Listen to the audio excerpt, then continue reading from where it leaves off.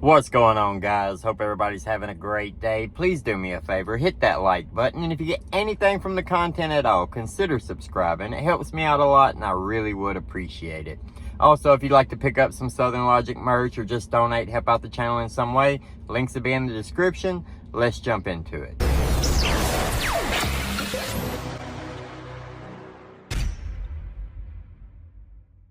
So, Alex Murdaugh, what do you have on him? Do you think he's guilty? Not guilty?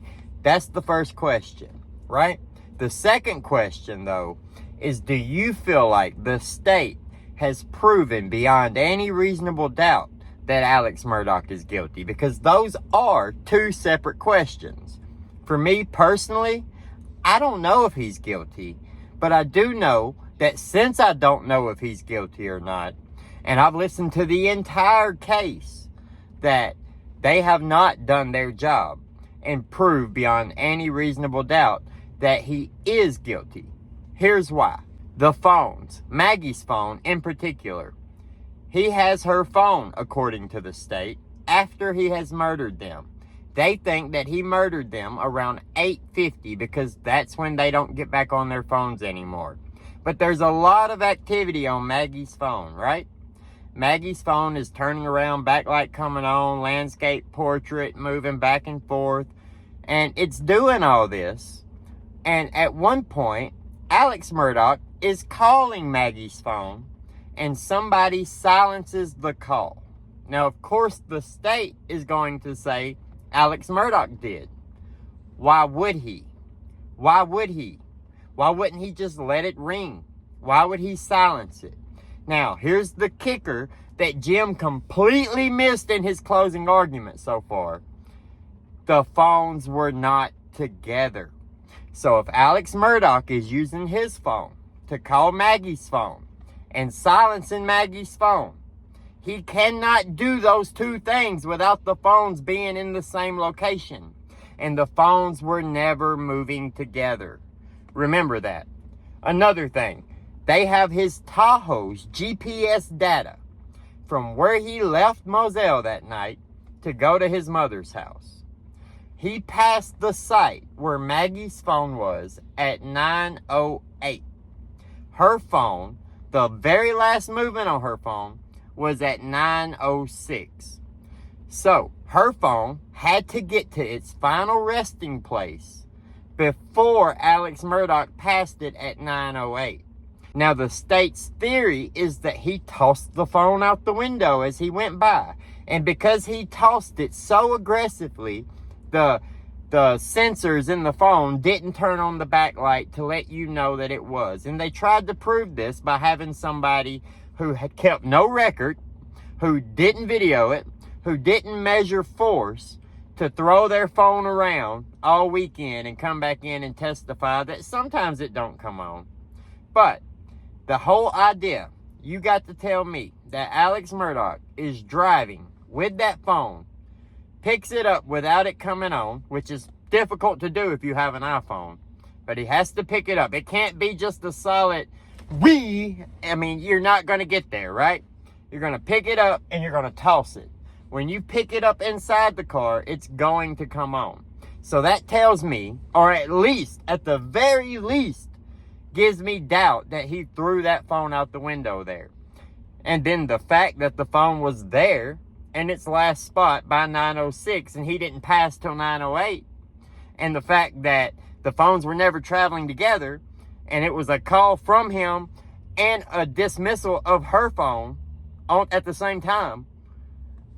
I mean, that has to tell you, right? That has to put doubt in your mind. Now, I know there's 1,000 scenarios. He had help. Somebody else was there with him. Somebody else took her phone and left right afterwards. Somebody else pulled the trigger on Buster. He pulled the trigger on Maggie. Maybe he pulled the trigger on, not Buster, I'm sorry, Paul.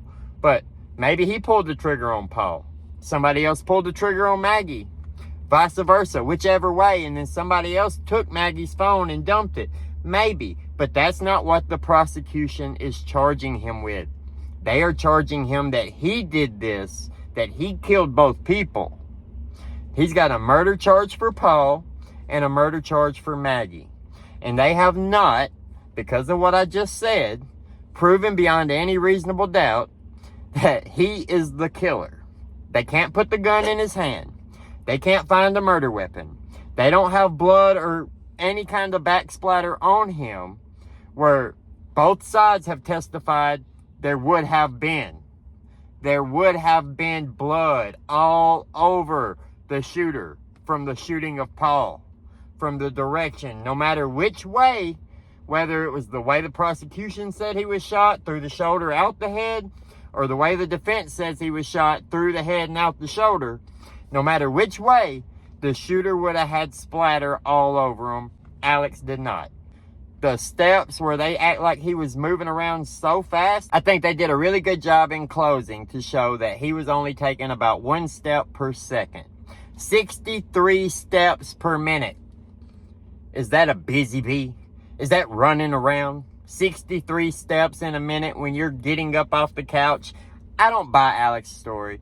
He's a liar. We know that. But I'm just saying the state hasn't proven beyond a reasonable doubt. They haven't. Deep down, to me, I just can't imagine why a father who had a good relationship with his son, who we see on camera joking around, talking, being a father to, moments before, could possibly murder his son in cold blood, murder his wife in cold blood, stage a whole conspiracy to get away with it, and go and act like he is unfazed whatsoever, talking on the phone to people, visiting his mother, getting rid of evidence, cleaning up, doing all the things that they say that he did, without even showing a hint of emotion, without having any good reason to do so, because this whole idea that he murdered them to buy him an extra month or so before he's found out for his financial crimes, I don't get it. I don't get it. I know, I mean, I'm from a small town in Alabama, and we have that prominent figure, that wealthy, rich, prominent figure who everybody knows is corrupt. We have our own Murdaugh. His name was Mike Blakely. He's in prison right now because finally the federal government charged him, took him out of office as the sheriff, and charged him. But I've had that. I understand. But just because Murdaugh has that name, just because he is that lying, low-down, dirty, rotten thief who would steal from his family and his dying friends and the family of his housekeeper who raised his children for him, and steal every dime they got from settlements, the type of person who would take $500,000 out of a $600,000 settlement to somebody that would be life-changing money for, just so he can buy some pills for another month or two. He's that type of person. But the state did not prove that he murdered Maggie and Paul Murdaugh. Let me know what you think about it down in the comments below. Like the video, subscribe to the channel to see more. Hit that notification bell so you'll get notified anytime I post. Have a great day, and we'll see you later.